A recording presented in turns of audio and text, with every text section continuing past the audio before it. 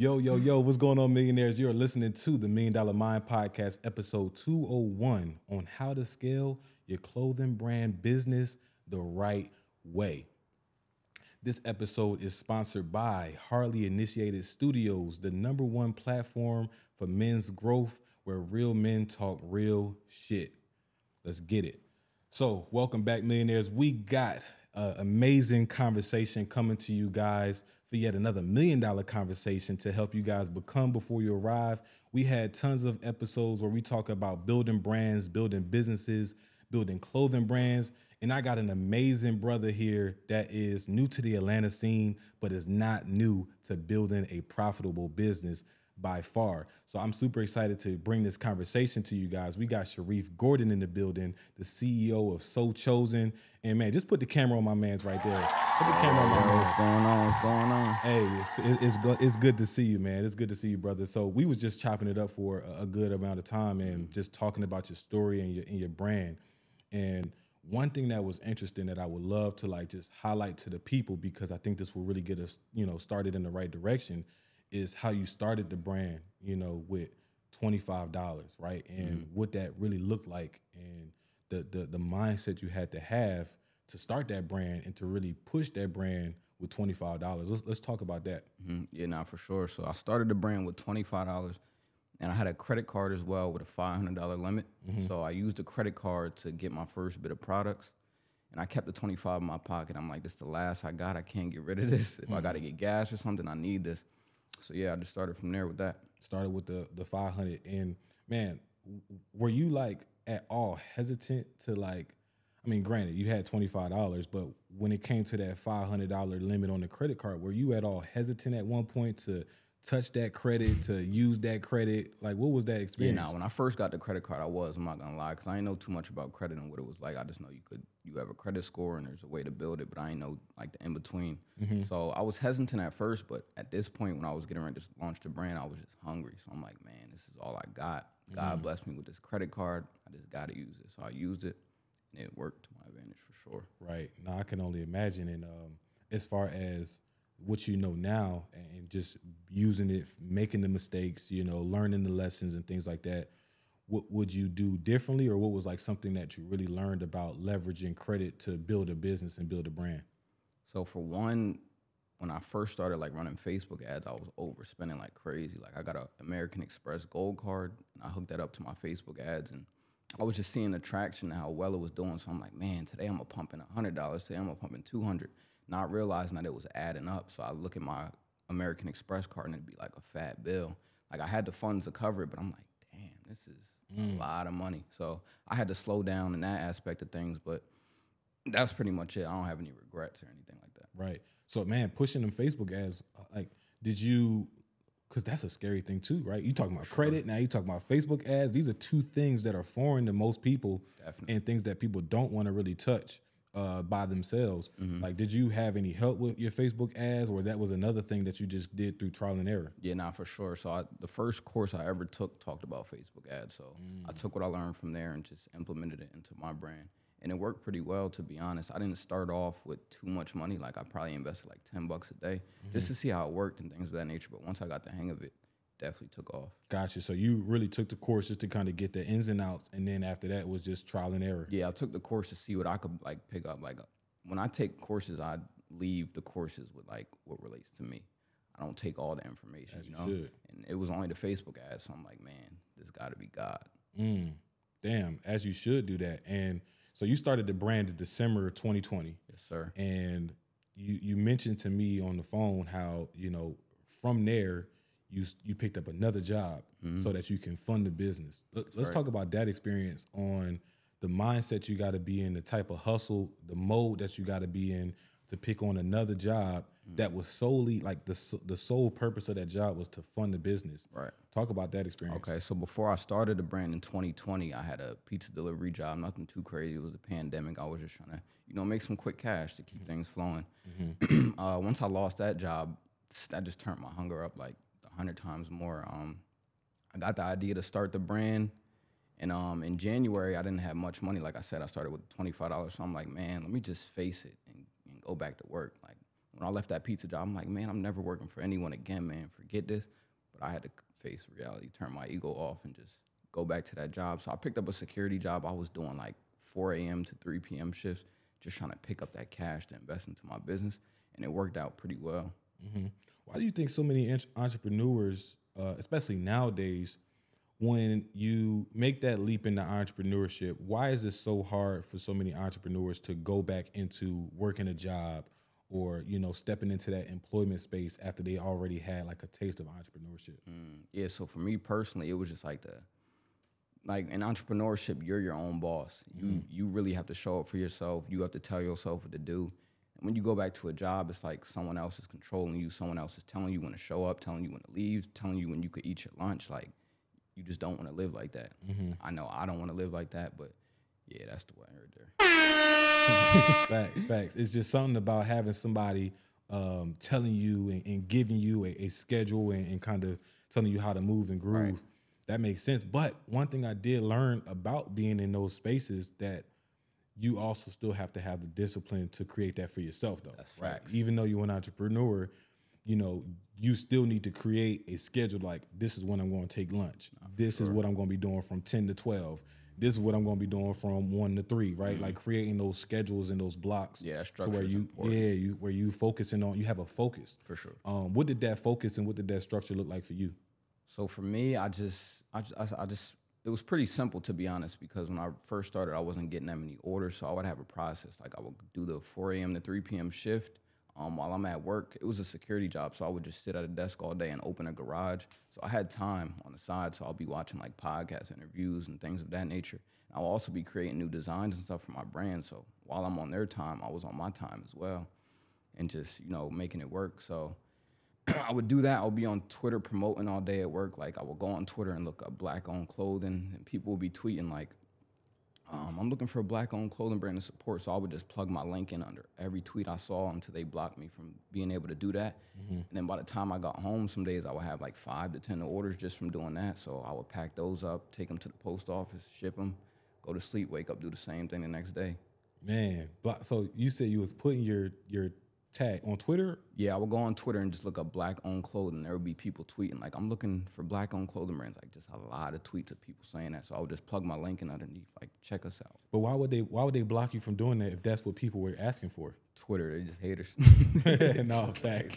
I mean, shit. Elon just bought that joint. They shouldn't be blocking you for doing that sure. now. Yeah, that was in 2020. But yeah, we should be good now if I were to try that method again. That's a bet. Hey, Tim, turn my headphones down just a little bit. Mike, headphones too.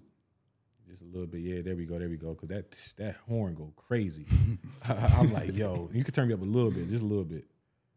Yeah, there we go. Okay, bet.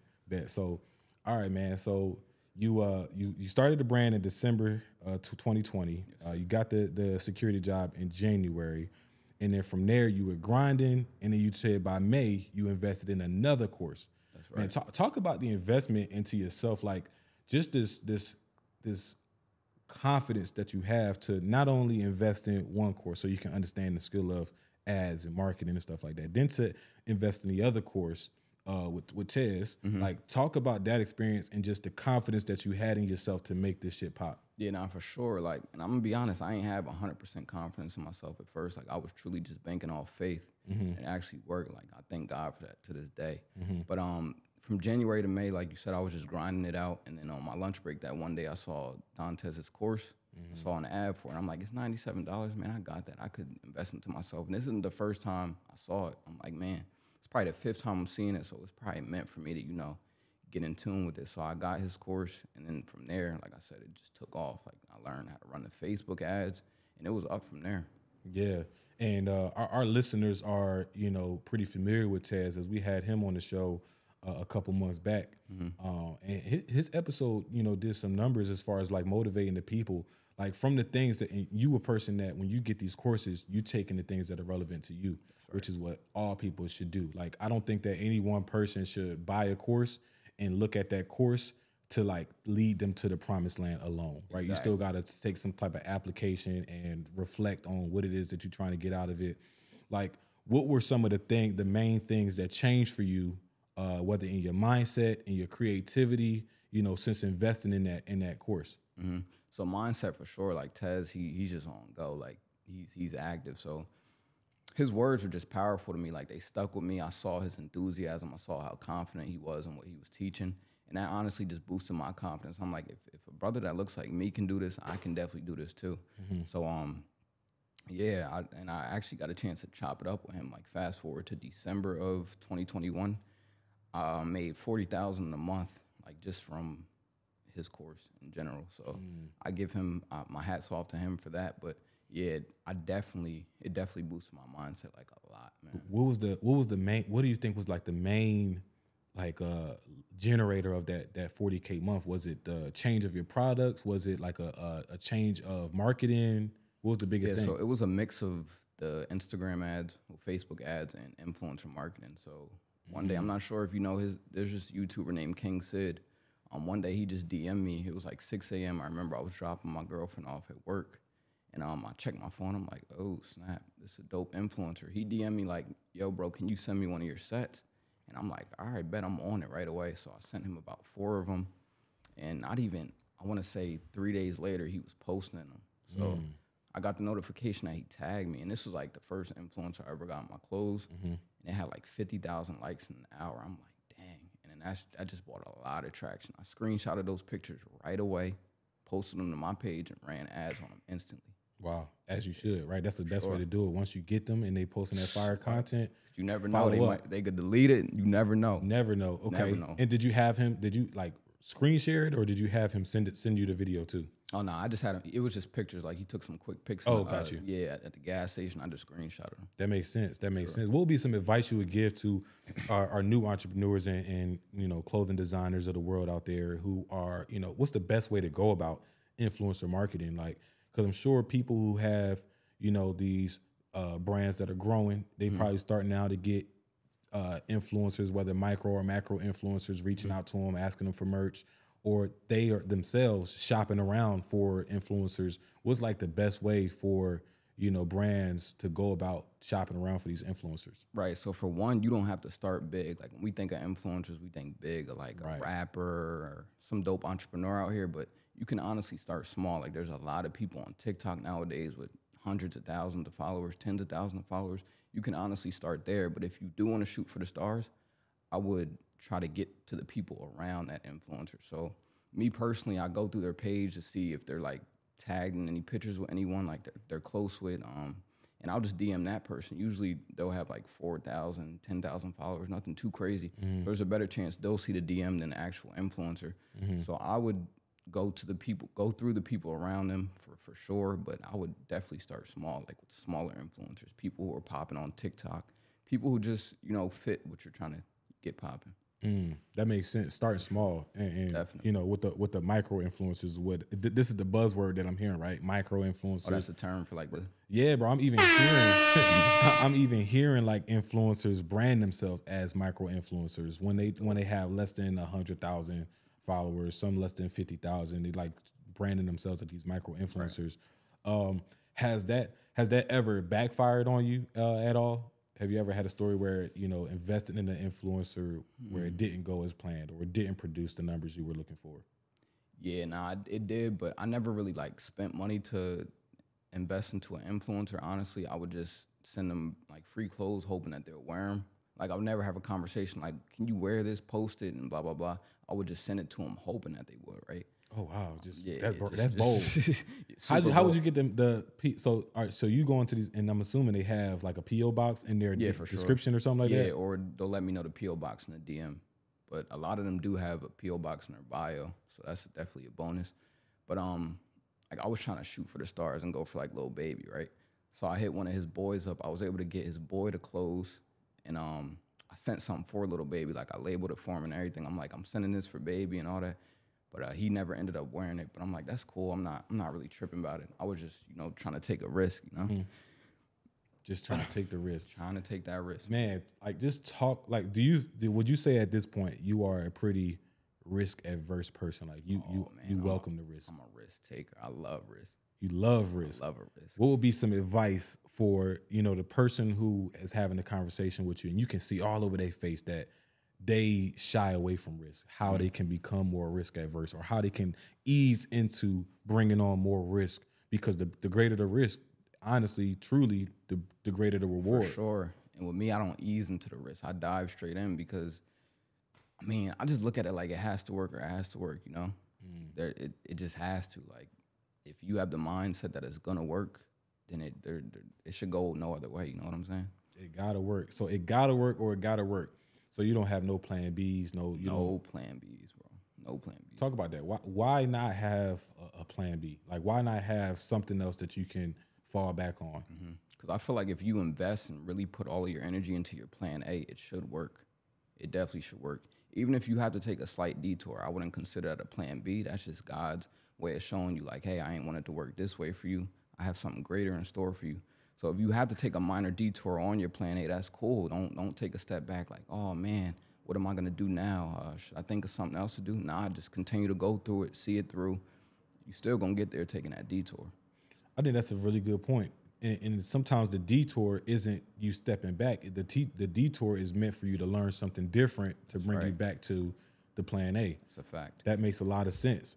And I think a lot of humans nowadays, especially when you got social media out here that is always putting us in this bucket of comparison, where we have the audacity where we now are almost like so egocentric, where we rushing God to bring us the blessings that we think like, oh, because I want to start a clothing brand, this clothing brand got to make $40,000 a month by next month, right?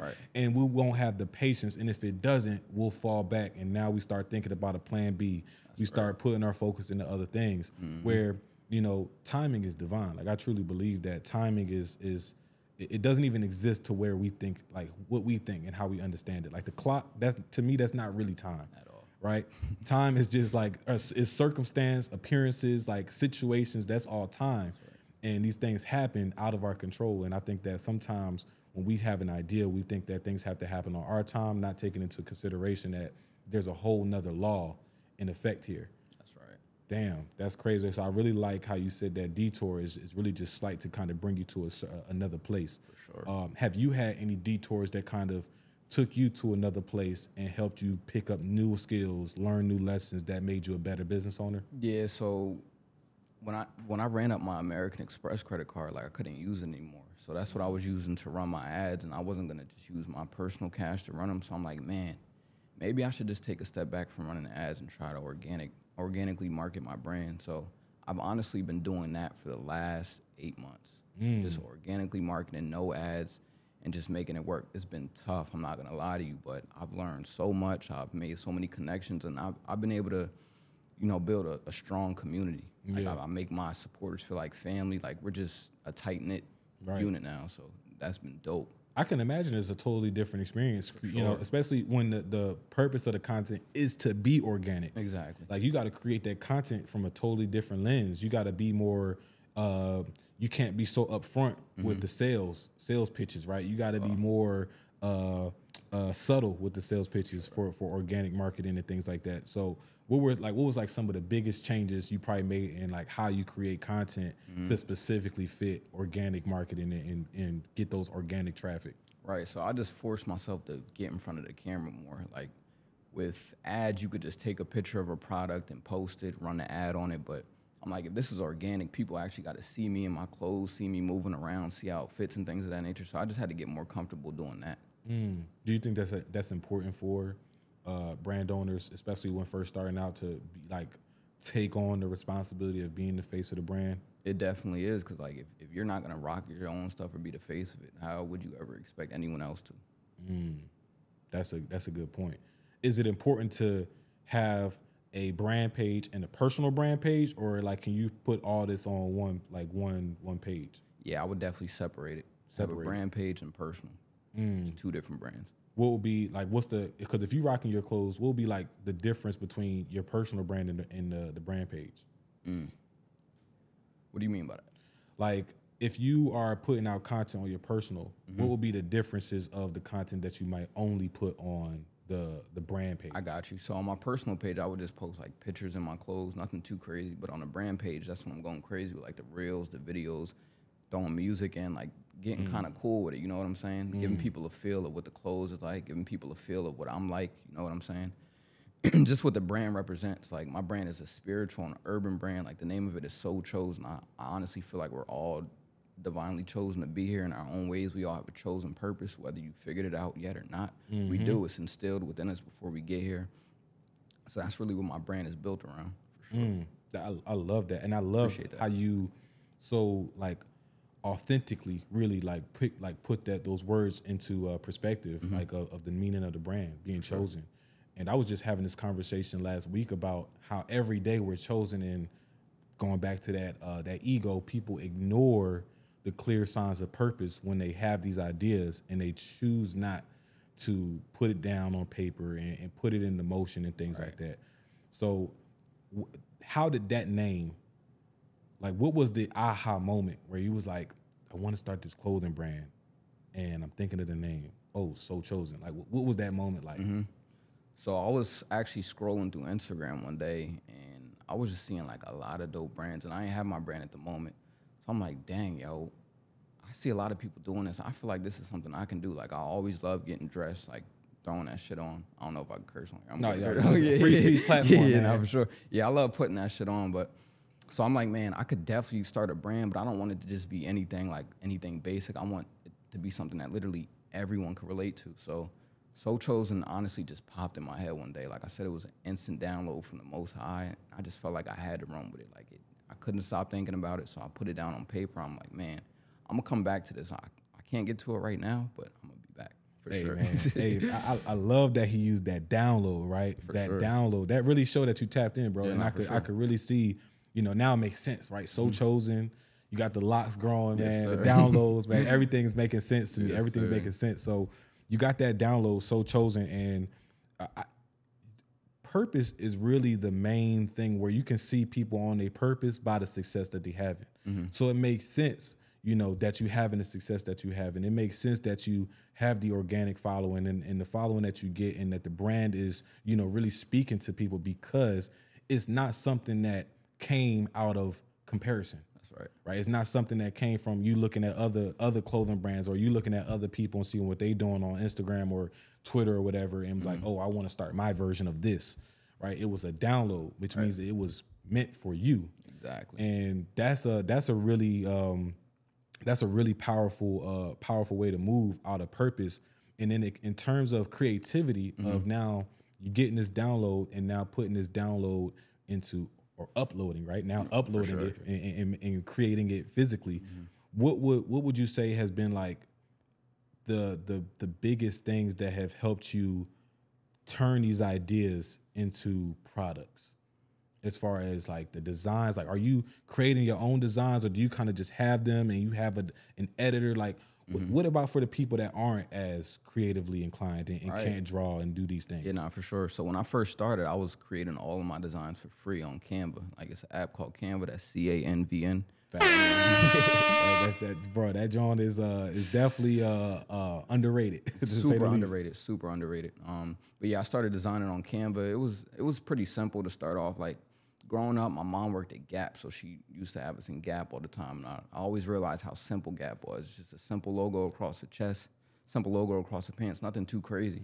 So when I first started designing, I'm like, man, this could honestly be simple because at the end of the day, I'm not selling clothes. I'm selling the message. I'm selling the purpose, right? So I started just creating simple logos on Canva, like it literally just says So Chosen across and then EST 2020 at the bottom, like the year I launched. Nothing too crazy, but Canva's definitely a gem. For sure. So you just started off there and you just played with so many, like, what does the creative process look like for you? Like, do you have days where you say, okay, I'm about to get into the lab, or do these downloads just come and you just instantly get to work? Like, what does the process look like for you to creating a product? All right, so now I have a designer, so if I have an idea, I'll just shoot it over to him and he'll get right on it and turn up. Like he's a truth. That's his profession. And what I learned was like the things we hate doing, someone out there loves doing, right? And really good at it. Great at it. So yeah, I found a designer now, but when I first started doing it myself, my creative process was just patience, honestly. Like I would just try a lot of new things.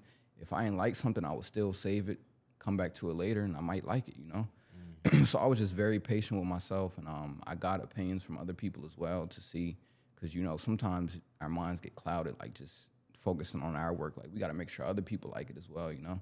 At the end of the day, I'm selling this to others. I'm not just wearing it for myself. So I definitely got a lot of opinions, but patience.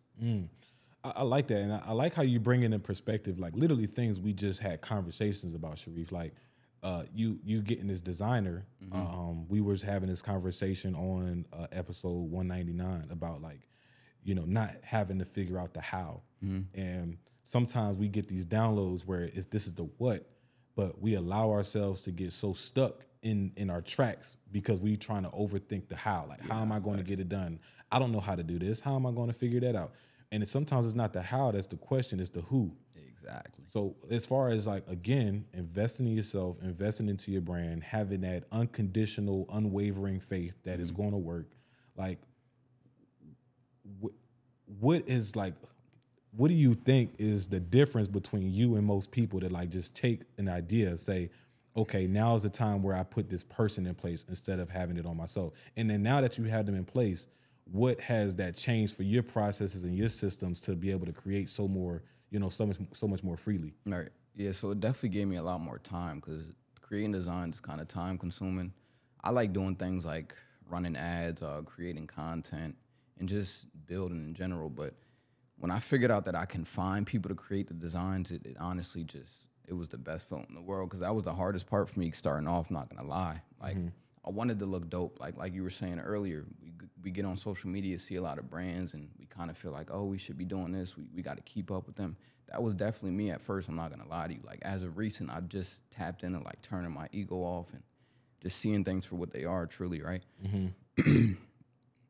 So, my bad. No, you good. And, I mean, and to give the people more insight, too, on the process because, you know, some people might have the misconception that getting a designer means that these are these people's ideas, right? But the downloads still come from you, and you still explaining them to the designers. Right. It's more so them having the creative expression to like maybe make the S look a certain way, or you know, drag the logo across the shirt a certain way. Like that's the concept, right? Yeah. So nowadays, like my designer, he's a lot more patient with me. Like we build a decent relationship. So if I don't like something, he'll tweak it. But at first he was kind of like stiff on me. He's like, nah, bro, I can't revise it. I just need the money up front, blah, blah, blah. But I was patient with him. I took the time to build a solid relationship. So now he's just on go. Like if I have an idea, he'll get to it right away. And like I said, if I see something I don't like, he'll fix it. But yeah, building a relationship is definitely important with a graphic designer if you're in this space.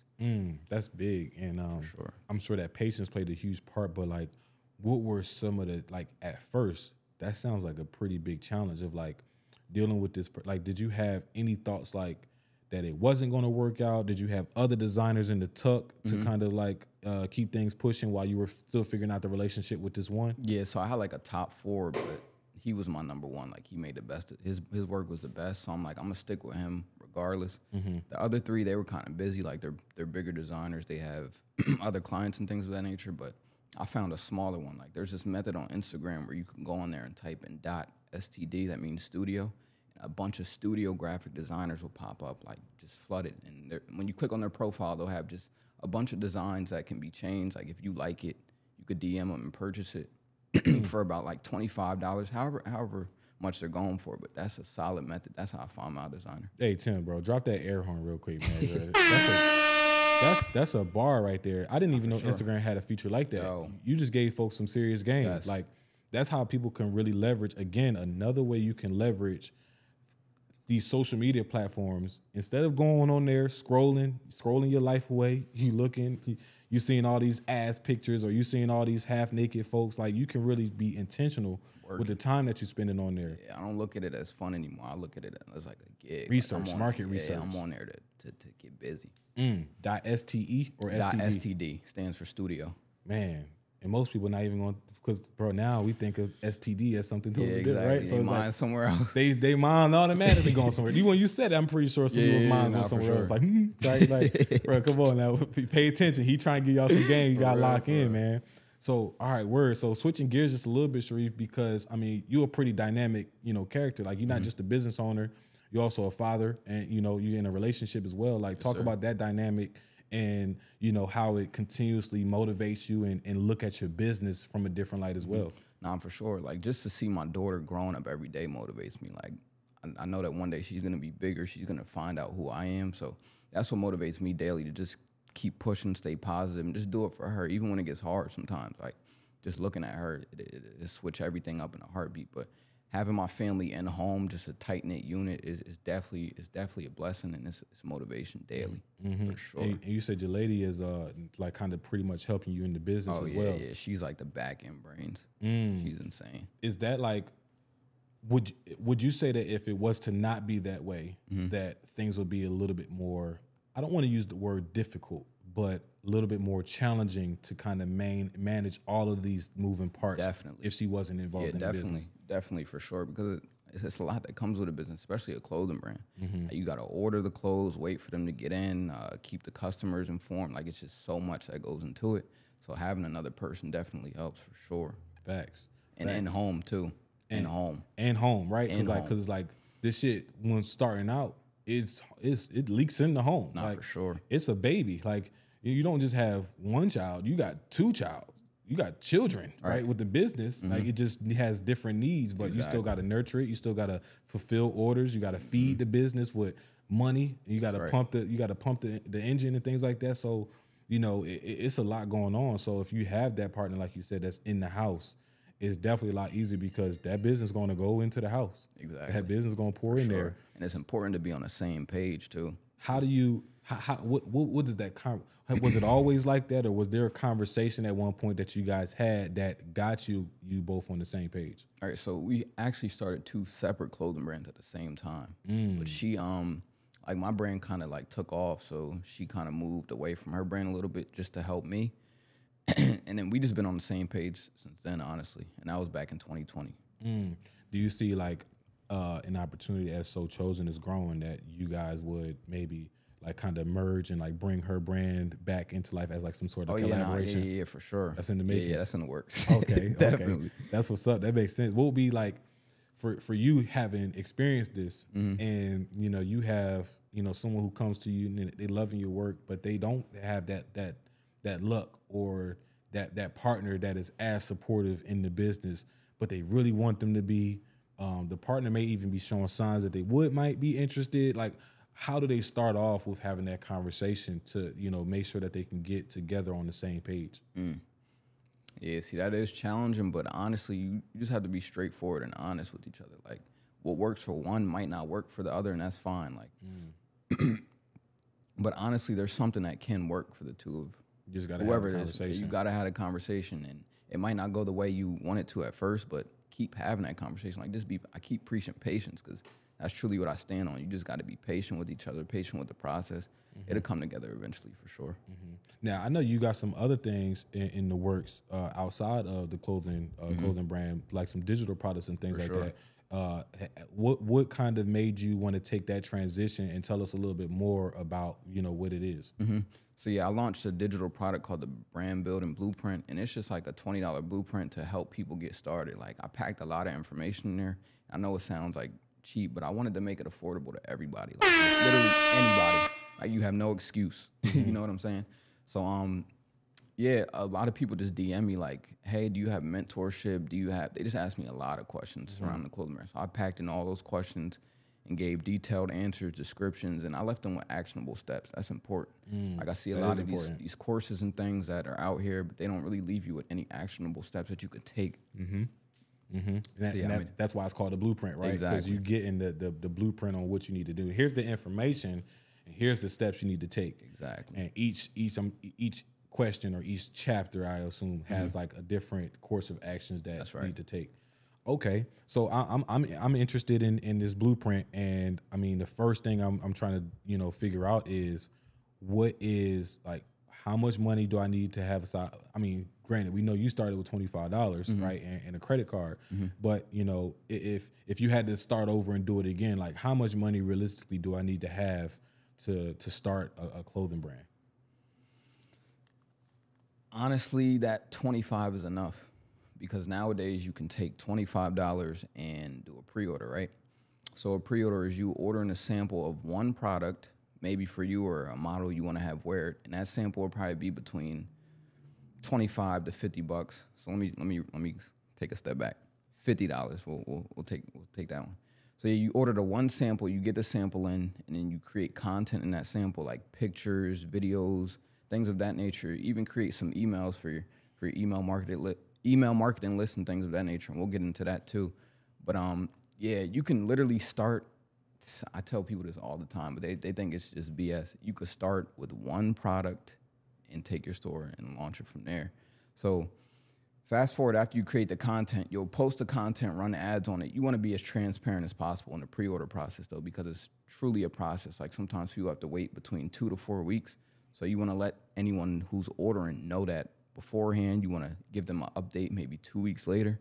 And then when it's almost complete, you want to give them another update. So you just want to constantly be updating them and keep them up to date, because no one wants to just spend money and just be wondering like, what the heck? I just spent $100-something with this company and the product's still not here. So it's definitely important to keep them in the flow, because that chargeback rate, I'm not sure if you know what a chargeback is. Yeah, when Shopify. people cancel orders, you got to refund them. That gets hectic for sure. So you definitely want to be as transparent as possible. But yeah, you don't need that much to start nowadays. Yeah, especially when you're building the brand and you spending money as soon as you get it. Exactly. Imagine getting a chargeback. Now Right. you in the draw. That makes sense. So the pre-order process, and I've been hearing a lot about pre-orders, and people sleep on the pre-order game. I mean, even for myself, like with putting out digital product like ebooks, like you can even do pre-order drops for ebooks and things like that as well. Yeah, and I see people. Go ahead. It's a good way to build the funds up before you even launch the product. Nah, for sure. Yeah, I see people doing it with master classes too. Like they'll do a master class, and at the end, they'll sell the course, but the course is a pre-order. People don't even know that. But Right.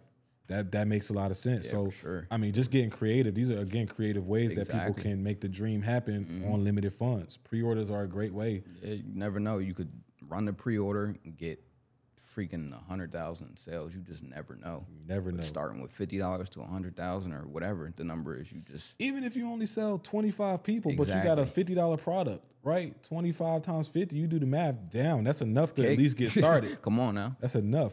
So sure. you mentioned something about the email marketing game too. Like, is there like, what's the method for that? Like, is there some secret sauce to like build out an email list to where you can now market to that email list and things like that? For sure. So I run my store on a platform called Shopify. I know they have other platforms out there, but Shopify is an app store with some dope apps in it that'll help you collect email subscribers and text message subscribers. So there's 2 apps, Wheelio and Woohoo. So Wheelio, they're basically the same thing. So it's a wheel that people could spend when they enter your site. You could put discounts on there, and you can control how many times like people fall on a certain discount or whatever the case may be. But in order for them to spin the wheel, they have to enter their email and phone number. So once they enter that, you integrate your platforms on the back end, like a SMS Bump or a Klaviyo, the marketing apps you use, right, on the back end. So as soon as they enter that, it goes straight to that list. So people see that pop up on your website. It looks cool, like it's colorful, however you have it set up, and they see discounts 100% off. Like you could set it to whatever. And realistically, on the back end, it never will probably hit 100% off. You could put it to hit it 0 times, right? So everyone can land on 10% off, but that's a dope way to collect subscribers, and it makes the process a little bit more fun. Now, you're not the first, the second, the third, or even the fourth person to mention, like, not even just a clothing brand, but any type of online brand and products using Shopify. Would you say that Shopify is like the tool that you should be using now, specifically in your space, as a clothing brand? Yeah, no, for sure. And I don't have no sponsors with Shopify, but Shopify is the one. Like it's everything. Have you used any others in the past, like other I websites? haven't, so I'm biased. You are biased. Okay, got you. No, but because it's like at the end of the day, we have so many different business owners on here that have different types of products, from drop shipping to clothing brands to jewelry, all kinds of stuff. And they say they use Shopify, and some even transition from places like Wix or GoDaddy and these other website builders as well. But it to me, it doesn't sound like it's a coincidence that everybody is saying Shopify. Yeah, Shopify is the one for sure. Now, I have a Wix site. I don't really have a clothing brand, but I have merch on there, and I know for a fact I don't have access to no apps like Willio or things like that. Yeah, that's you gotta dope. Transition on over. Right. I'm trying to think of what that even looks like, right? What that even look like, but I'm not focused on the how. It's probably the who. Come on now. It's the who.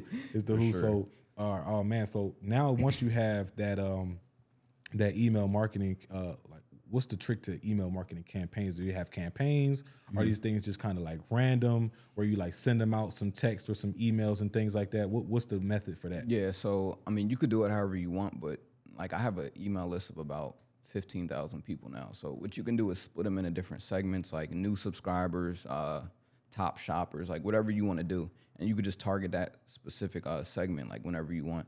So if I'm feeling good one day and I want to give people like 40% off, like the people who shop the most with me, I'll be like, hey, you've just been granted access to the secret buyers club, things of that nature, and here's your 40% off. It's active for the next 30 minutes or whatever the case may be. So I kind of go like that with it. I don't have any set campaigns. Like I set up an abandoned checkout flow. Like if people abandon the cart, they'll get an automatic email, but it's usually just me going in and manually sending the email. Or a text message. Got you. Just like when you maybe like launching a new product launches, yeah, things of that nature. Or like coupons. Exactly. Okay, that makes sense. But it's always good to just have that like list that you, because if Instagram, Twitter, anything shuts down, you still have that list that people you could target anytime, get a text message right away. Like, so W. That's crazy, and I'm sure you go even more in depth into these things in the blueprint. Let's say like I get the blueprint and I want to, crank it up a notch. Like, do you have some opportunities where like you have some more intimate mentorship opportunities as well? Yeah, I do one-on-one mentorship as well. Okay, yes, and sir. What is like the main goal and main focus of that one-on-one mentorship? Just to help like get the most out of me that you possibly can. Like, ask me, like just use me. That's what I tell people. Like, whatever you need, I'm here. Like, honestly.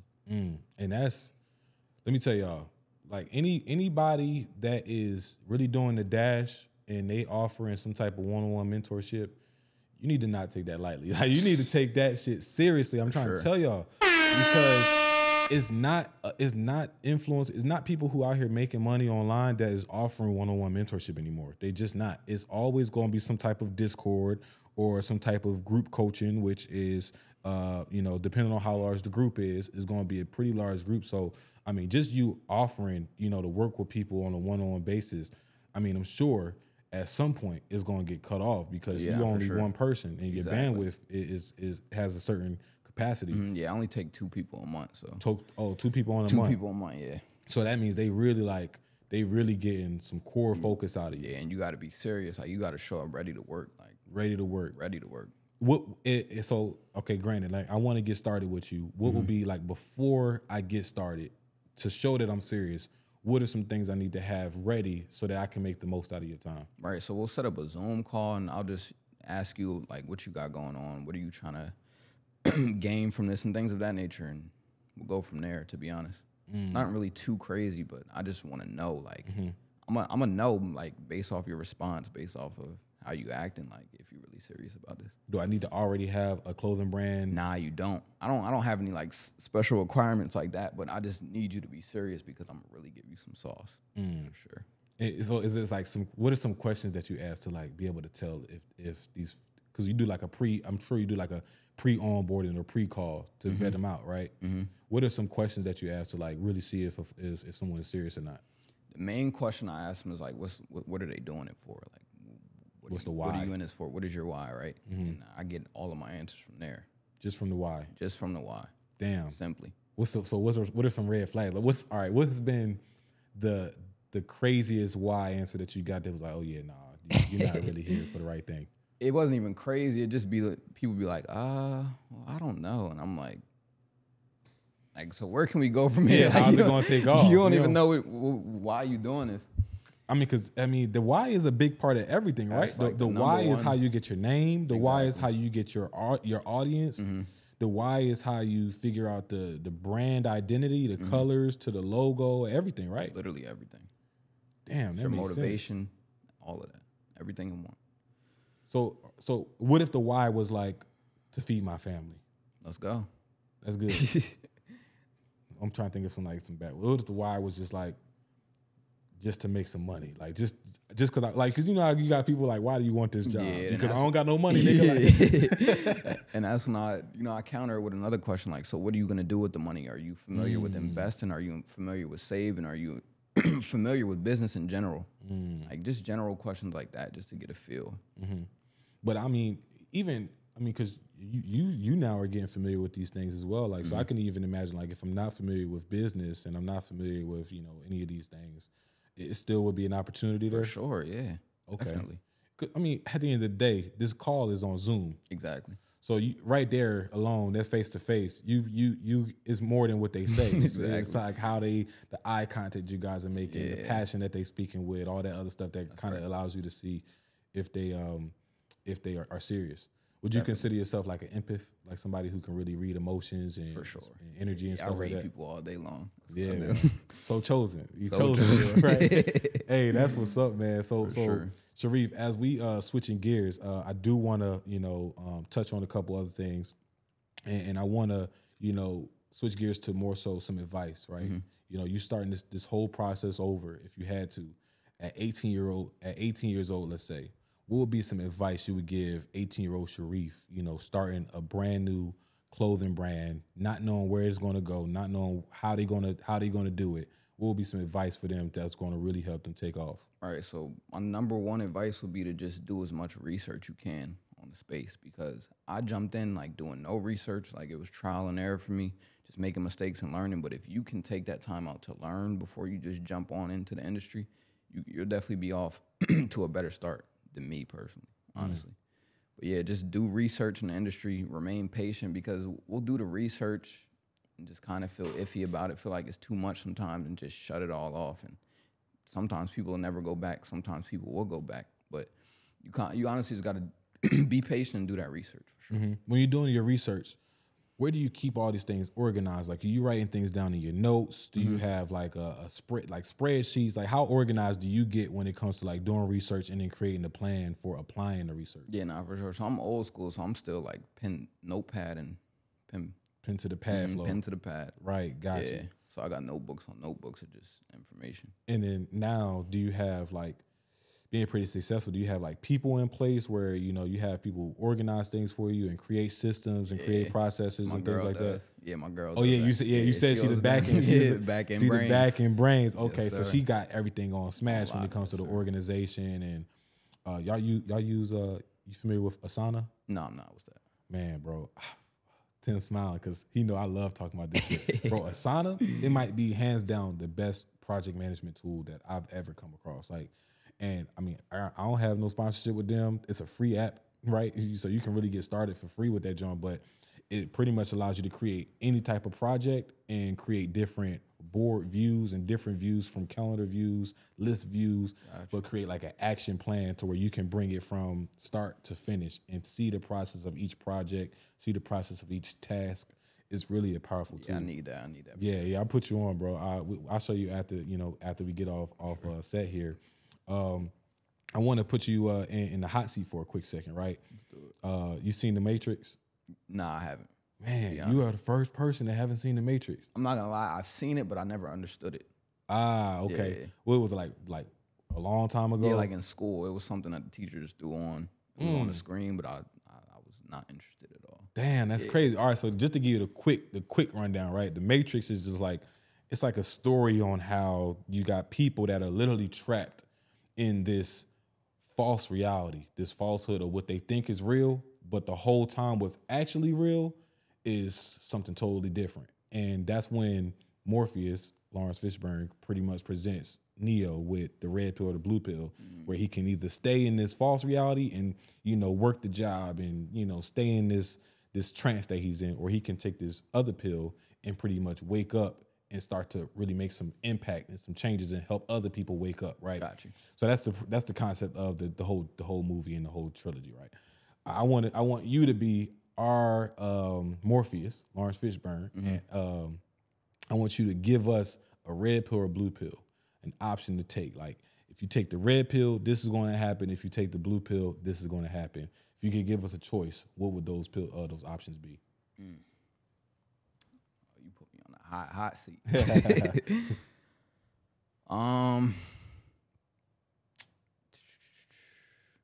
So I'm gonna keep it pretty simple. So the red pill would be jumping into entrepreneurship, and the blue pill would be working a regular job. Any time frames on it? Nah. Just right now, in this moment. In this moment. You take the red pill, you jumping into entrepreneurship, and then the blue pill is you stay at a 9 to 5. Let's do it. You stay at a 9 to 5 for the rest of your life. You in the entrepreneurship for the rest of your life. So them your options. Them the options. Them the options. I like those options. Red pill, entrepreneurship, rest of my life. 9 to 5. Blue pill, 9 to 5, rest of my life. And it's the current 9 to 5, right? Yes, sir. Wherever you at right now, You stuck. that's where you at for the rest of your life. Yes, sir. I like that. And so what I'm gonna do, Sharif, I'm gonna put this on the Facebook, in the Facebook group. I'm gonna put it on Spotify. So if whoever is listening, I'm gonna make that poll. I want you to answer that question honestly. All right, because y'all know what jobs y'all have. I get people in my DMs all the time who say like, hey, you got any opportunities available, because they can't stand their job, right? For sure. So you know what job you have. Would you be okay with that job for the rest of your life, or jumping into entrepreneurship for the rest of your life? Now, the entrepreneurship, the caveat is everything ain't gonna be figured out, right? Exactly. You may not be making money for 2 years. Might sound easy. You may not be making money for 2 years, my boy, but you're gonna make some money eventually. You're gonna have some freedom. So that's the red pill, blue pill. I like those options. And what I'm gonna do, Sharif, I'm gonna even add you as an expert in our private Facebook community too, because I know in there is some folks that would love to connect with you. Sure. We even have like folks who ask about clothing brands and, you know, starting and building these brands. And, you know, even the beauty about clothing brand designers and clothing entrepreneurs is the level of creativity it takes to constantly put out new gear and these creative ad campaigns that you guys are putting out. Mm-hmm. Like, you guys have access to a part of the brain that most people don't, which makes you guys very good consultants for just branding in general. For sure. Right? So it's not even just, oh, I'm trying to start a clothing brand, help me brand it. It's like, I'm trying to build my brand. And you guys are, you know, really good consultants for, you know, just ideas and campaigns and ads and all kinds of stuff. So, you know, I'm really interested to, you know, see the impact that you can make with, you know, anybody who's really trying to build a brand out here. And I even want to challenge you with, looking at tapping into that part of your brain as well, because I could already see like you got a ton of ideas that may not always be relevant to a clothing brand, right? So I want the listeners to really tap in with you, Sharif. So if you could, you know, plug yourself in, tell them where they can find you, how they can connect with you, and, you know, any special projects or products that you have that you want people to tap into. Definitely. So you can find me on Instagram at Sharif Gordon. That's SharifGordon. And you can find my website is www.sharifgordon.com for my digital products. That's pretty much it. SharifGordon.com for the digital products. And again, if you guys want to tap in with him, like I said, I'm gonna make sure that we also add you in that Facebook community too, for that more intimate connection as well. People can connect with you. Are you on Facebook? Yes. Bet. Well, yeah, you got the Facebook ads podcast. Yeah, got to. Well, hey man, Sharif, it's been a pleasure having you on the platform and telling your story and really inspiring some folks to make some actionable steps and to make some immediate intentional steps towards launching their brands and their businesses out here. For our listeners, I'm super excited to have you all a part of the show week in, week out. You guys show me and tell me the things and the conversations that you guys want me to have, you know, and that's really the reason why I wanted to get this part 2, right? We could have stopped at Ted's, but then, man, y'all said y'all wanted more. So I'm like, yo, I know the perfect person. So I had to get my guy Sharif on here, and man, you really lit up the mic. So I appreciate you for dropping some gems and just being open and vulnerable about, you know, everything that you got going on. So with that being said, guys, just remember to keep focused, build momentum, and drive results so you can live abundantly. Peace.